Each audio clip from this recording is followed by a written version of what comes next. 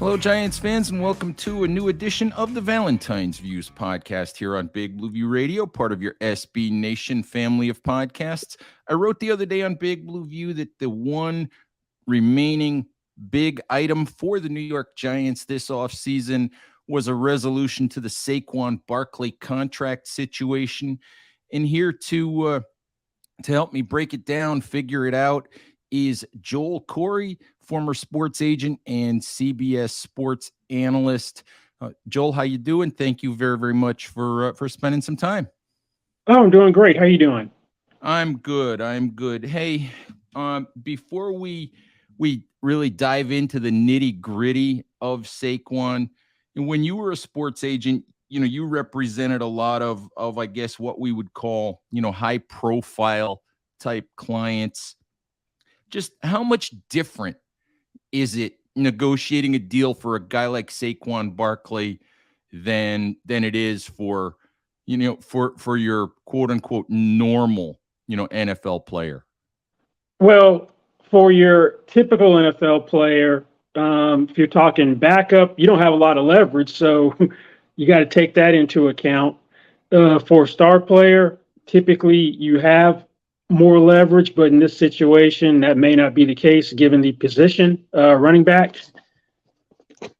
Yeah, so let's start there. There's a couple of narratives that are out there when it comes to Barkley, and the one narrative that I know I have actually, what I said the other day was that I might agree with it. The one narrative is that Saquon and Kim Mayali, his agent, may have misread the market, or maybe shot a little bit too high here. How do you feel about that particular narrative? They did turn down, apparently, the 12.5 million average annual value. So how do you feel about that particular narrative? Well, it's hard to judge that without knowing more details about the offer because not all 12.5 or $13 million per year offers are created equally. Let's say there was 18 million, say it's a 4-year offer. Let's say there's 18 million in the first 2 years, that's 9 million per year. And the rest to get to 52 is in the back end. That last 2 years, that's not offer you're going to turn down because it's way too backloaded.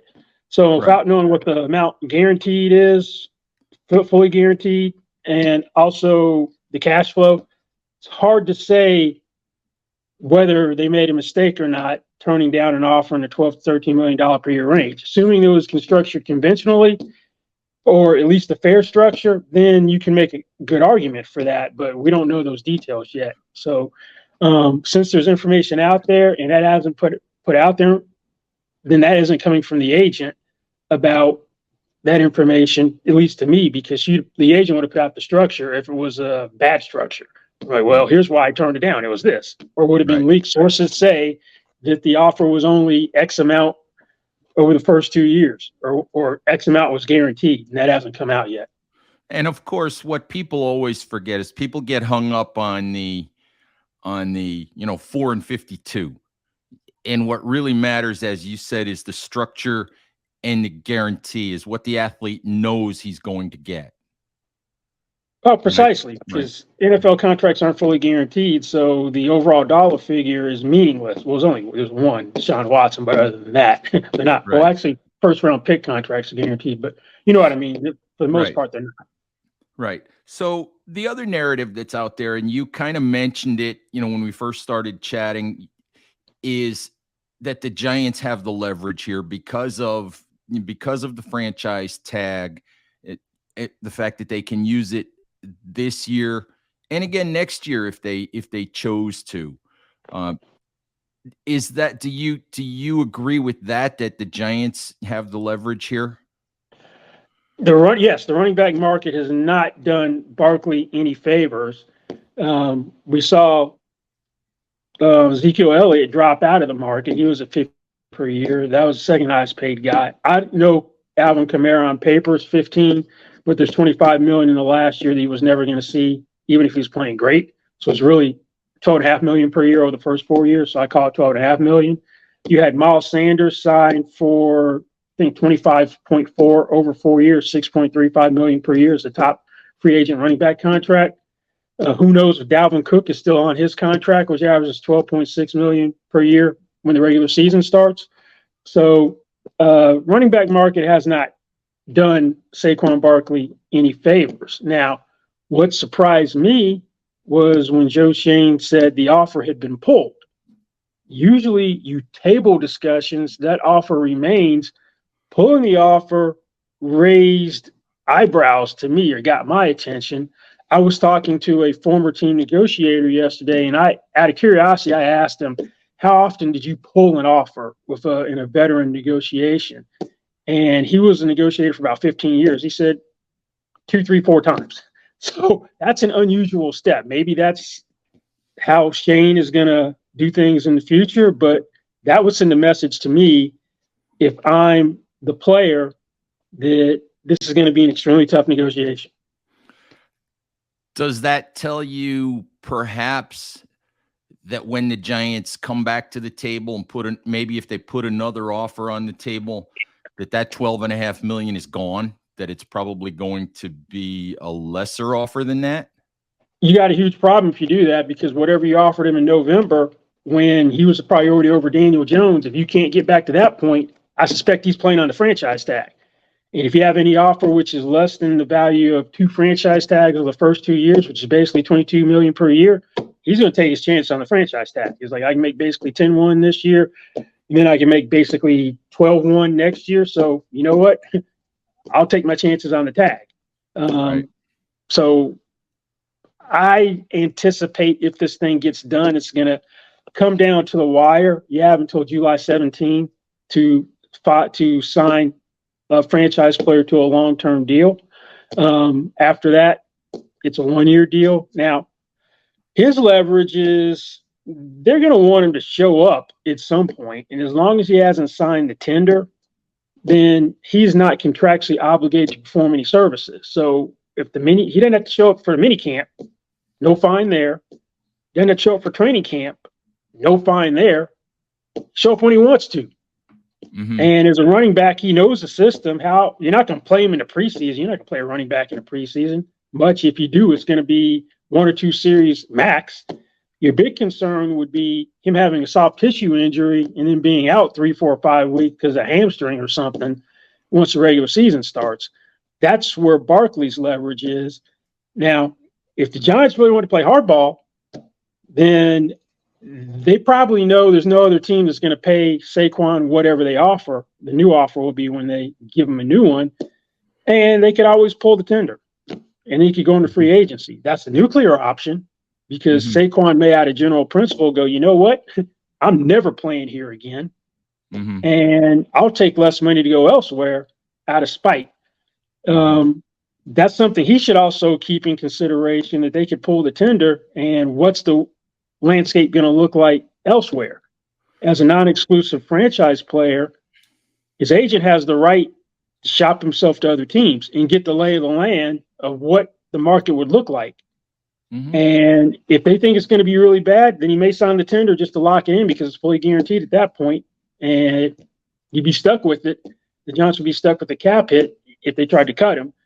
But until he signs it, they could pull it and go from there, and then try to re-sign him. But that would be an extreme hardball. It's already a little unusual that they've pulled the offer instead of just tabling discussions. Can you pull the tag? Just to be clear, you're talking about pulling the tag. Is there a deadline? Once it's unsigned, you can pull it with no ramifications. Then the Giants get back to 10-1 in cap space. Even after the July 17 deadline? Yeah.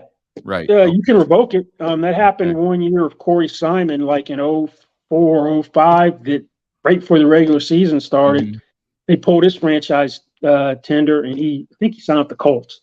Now, the last guy to have one pulled was Josh Norman, I think, in 16 by the Panthers. Then he became the highest paid cornerback with the Commanders less than a week later.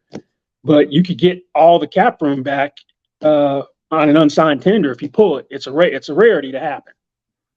Negotiations are negotiations, and especially, with a high-profile guy like this, as you said, there's so many factors with the running back market, being down and all of that. You mentioned, nuclear options and all of that. you're on the outside, but what's your sense at this point? Is your sense that it's getting ugly? Is your sense that it's going to get done? Um, the longer this goes, obviously, the more nervous people get on the outside, the more nervous the fan base gets about it. So, Well, the NFL is a deadline-driven league. The deadline is July 17th for the long-term deal, so I'm not concerned about anything until we get in the 11th hour about where there'll be a long-term deal. Sometimes how the sausage is made isn't pretty. So things get acrimonious, they get acrimonious, and there's a deal done, then no harm, no foul. The first step of pulling the offer, that's a cause of concern on my part. The next step will be where that initial offer comes in for the Giants.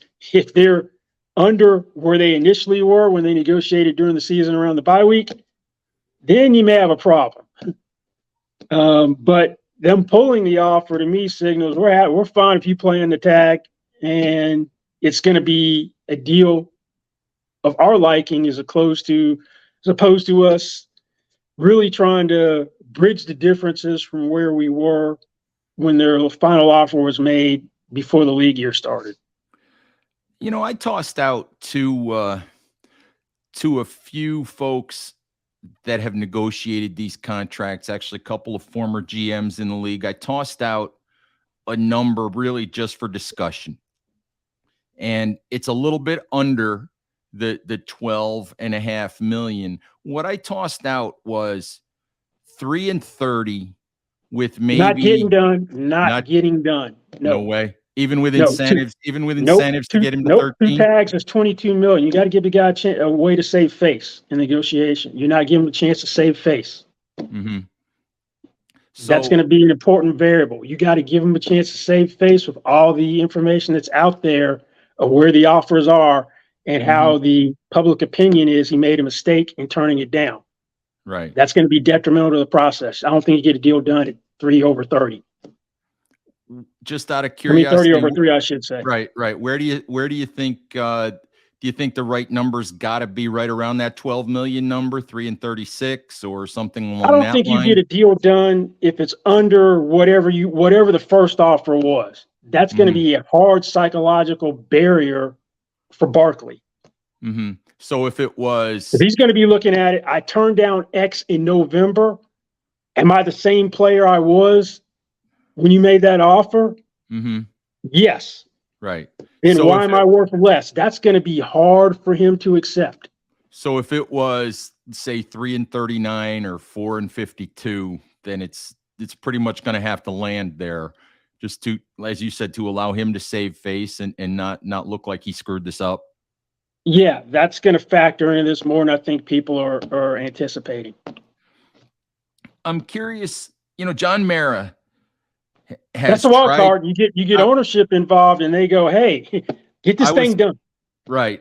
What I was going to say is John was very sensitive when he hired Joe Schoen. He was very sensitive to the criticism that he had gotten, that his family was maybe a little bit too involved on the football side, and he's tried to step back a little and let Joe Schoen do what Joe thinks is right. But John also said this offseason that he wants Saquon Barkley to be a Giant for the rest of his career. Do you think that at that 11th hour, when push comes to shove, is John do you think there's a possibility, that he pounds his fist on the table and says, get this done, just put in, whatever the number is, just get it done?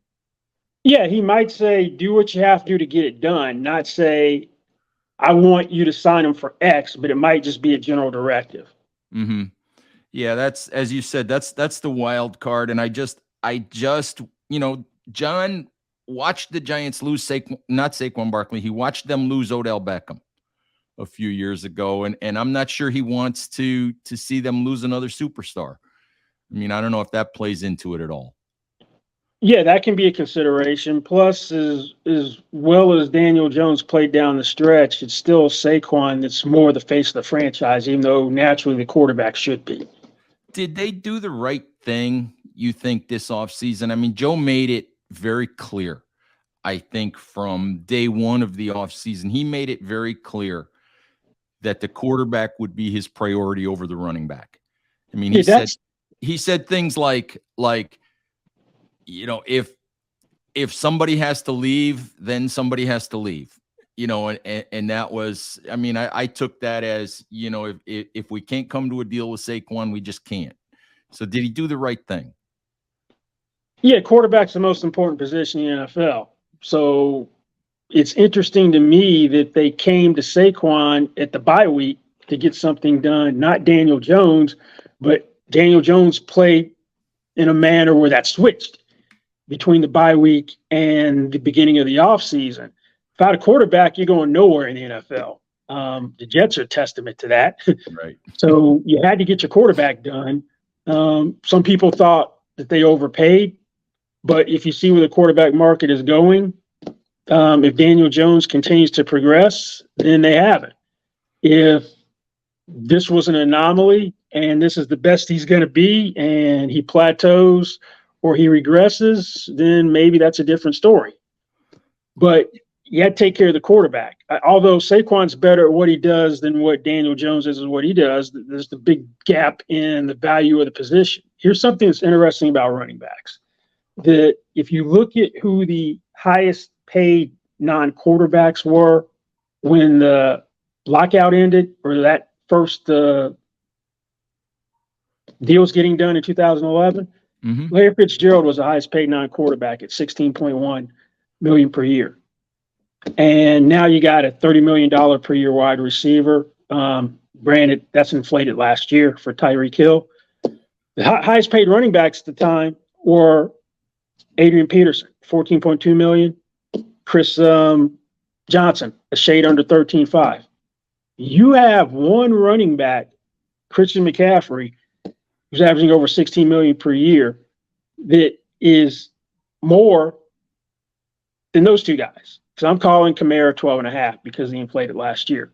So that shows you just how much the value of positions has changed in 12 years. Running back salaries have been extremely stagnant. So that's something Barkley has to take into consideration with how this thing is shaking out. That you got 7 running backs making over 10 million per year, and it may be fewer than that, depending upon what happens with Dalvin Cook and potentially Joe Mixon.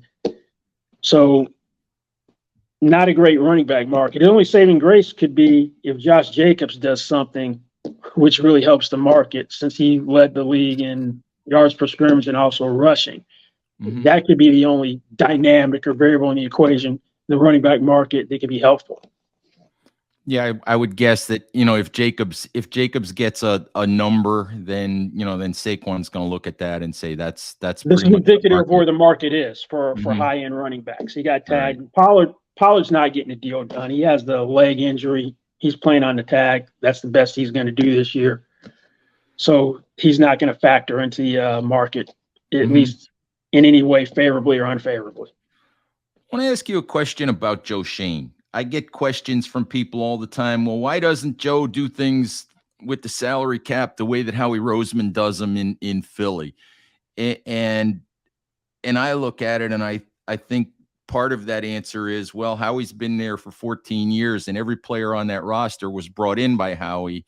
Every contract was negotiated by Howie. And he's more or less, he's dealing with his own product. Joe is still working through a lot of players that he didn't sign, a lot of money that he didn't put on the books. So I guess the long-winded question is just, how do you think Joe has done so far in dealing with the Giants cap and getting them in a better financial situation than they were in when he started? Well, they're ahead of schedule because they weren't supposed to make the playoffs last year, let alone win a playoff game. It was supposed to be a teardown year. So it was basically, we're evaluating players and then we're going to see who we're going to keep, who we're not. We're going to get rid of who we can. We're bringing in our own guys. They haven't really gotten to the bringing in their own guys phase all that much yet. They unexpectedly found a quarterback that they weren't sold on. Barkley was a question mark. So, because of the injuries more than talent, you can't compare what Howie Roseman's doing to what the Giants are doing. We don't know what his overall blueprint is going to be yet. That'll be 2-3 years down the road before we have a real idea. Here's something Giants fans aren't going to like, but there could be some regression to the mean from a record standpoint, but the team could actually be better than it was last year, but it may not be reflected in the record. Mm-hmm. So I should take that into consideration. It Could go the other way as well. Could be gradual progression in terms of the record. Doesn't necessarily work that way in the NFL all the time. Well, that's what happened in Buffalo when when Brandon Beane took over. They had an unexpectedly good first year and regressed in the second year. Because the NFL, everything is such a one-score game, and everything so often depends on one play and one bounce of the ball. You never know. You can have a better roster and not quite as good a record. Yeah, as I'm getting at, that would not surprise me. Now, I expect the Vikings to have some regression. You can't go 11-0 in one-score games and then get outscored for the season, have a negative point differential. That's not sustainable. Mm-hmm. I think that's the big team, which is going to have some sort of regression and miss the playoffs, even though the NFC North is more open than it's been in a while because Aaron Rodgers is elsewhere. I want to ask you, last thing I want to ask you is, fans always obsess about cap space. And I try to tell people, look, they'll figure it out. They have ways. You can always move money around. And obviously, it would be nice to have 50 or 60 million to spend all the time. But teams can figure out ways most of the time to move some money and get things done. What I really want to know with entering an NFL season, what's a kind of comfortable number for an NFL team to have in terms of operating expenses, to go into a season? And where can the Giants, you think, if you look at their roster, where do you think they're most likely to try to get more space? Well, some teams will cut it very close to the actual cap, but really you want to have between 3 and 5 million to account for injuries and unforeseen circumstances. But you can get by on a lot less room than that, and then have to restructure a contract during the season if you have to. The most obvious place is Leonard Williams. He's got a $32.26 million cap hit. It's the third largest cap number in the league. He's got an $18 million base salary. So if you wanted to restructure him, and he's got one voting year in 2024 already, you could add through 2027 if you wanted to, and take some portion of the 18 million and convert it into signing bonus if you wanted to. That's one place you could get cap space. Safest space, well, you could also release him. I remember right after the regular season, after the playoffs, he talked about, well, I'd be willing to work with the Giants. That lasted all of, I think, 48 hours. And I know why. Because his agent probably was like, what are you doing? Don't talk about a pay cut. No. And then that never came up again. Right. So his agent got in his ear, was like, no. You're not talking like that. Right. Another source, and this would be slightly unusual, Daniel Jones has, I think, a $9.5 million base salary. You can restructure him. Dallas did that with Dak Prescott a couple of years ago in the first year of his deal, did the deal, and then did a restructure for cap purposes as well. That'd be one place to get some room. Adoree Jackson's. Oh, go ahead. Mm-hmm. I was just going to say that would be unusual, but that's not changing the dollar amount. It's just changing the it's just shifting the cap number. It's just pushing cap obligations to next year, and he's going to be here, so right. He's safe. Adoree Jackson's got a cap number over 19 million, the second highest cap hit for a cornerback. He'd be more of an extension candidate, you would think. I don't know if you want to extend him, but he's appropriately priced to me at 13 million per year. You didn't have any cornerbacks go out and get significant money yet. Jamel Dean signed for 13 million to go back to Tampa Bay, so he's at 13. I don't really think there's be much of a raise, if any. Right. Bradbury is slightly under 13 Mm-hmm. in Philly, so he's that right could at be the enough. he's right at the right number, pretty much. Yeah, Yeah. yeah, he's right at the right place. Those would be probably your biggest places to get cap. I know some people said, "What about Glowinski?" They salary is guaranteed. That ain't happening. He's Right. there. Right. Yeah. So last thing for you. Let's circle back to Saquon real quick. Just your best guess. I know you said it'll probably come down to the 11th hour. Best guess. Does it get done, and what might it look like? Yeah, cooler heads prevail. They get something done. Probably close to the deadline. The Nick Chubb deal probably factors heavily in the equation. A couple of years ago, he signed for 36 over 3 of 21 million in guarantees.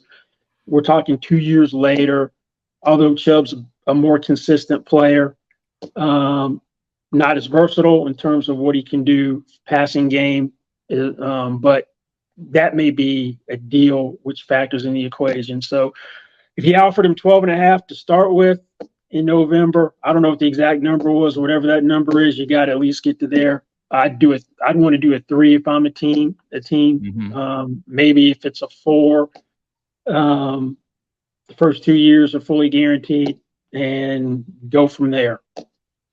All right. Hey, Joel, appreciate the time. Thank you very, very much for the insight. We always learn things about contracts and cap and negotiations and all that when we get a chance to talk. Oh, anytime. Thanks for having me. All right. Giants fans, thank you as always for listening. Please stay safe out there, take care of each other, and we'll talk to you soon. Bye-bye.